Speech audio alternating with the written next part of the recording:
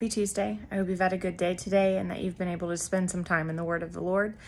If you haven't, then reading today's daily chapters, which was Acts chapters 25 through 28, is a great start. It's some pretty powerful stuff in there. We're going to kind of talk about a lot of what went on throughout those chapters.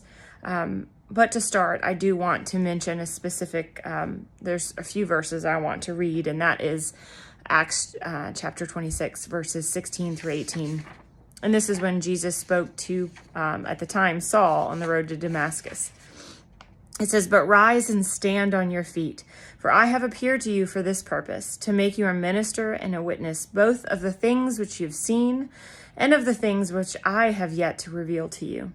I will deliver you from the Jewish people as well as from the Gentiles, to whom I now send you, to open their eyes in order to turn them from darkness to light and from the power of Satan to God, that they may receive forgiveness of sins and an inheritance among those who are sanctified by faith in me."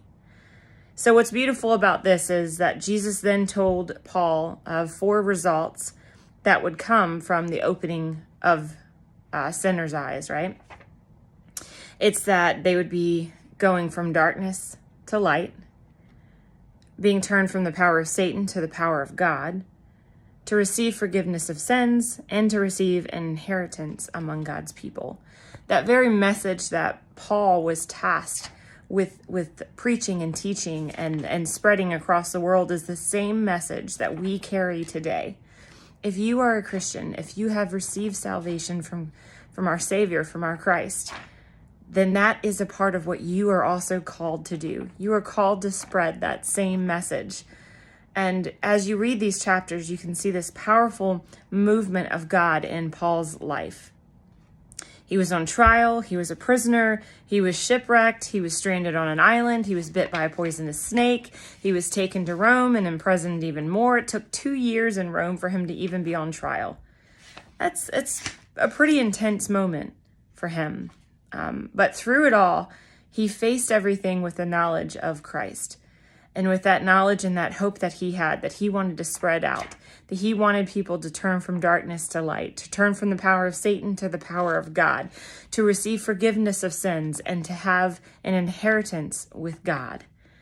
That very thing is what he preached. And every action that he made from that point of salvation on was to spread the gospel. It was so that others could be saved, so that others could walk in the light as he did. The 2 years that he was in Rome while he was waiting trial were not wasted. God did not waste Paul's time in Rome, and God never wastes our time.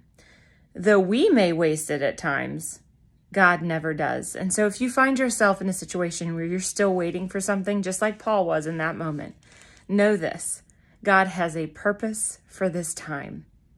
Your time is not wasted. So take joy, take heart, and do what Paul did. Take this time as an opportunity to be a light in the darkness, as an opportunity to spread the gospel. I love you guys. I hope you can be encouraged by the life of Paul. He is one of my favorite people in scriptures, and every time I read about him or read any of his words, I'm encouraged and challenged, and I hope that does the same for you today as well. Love you guys.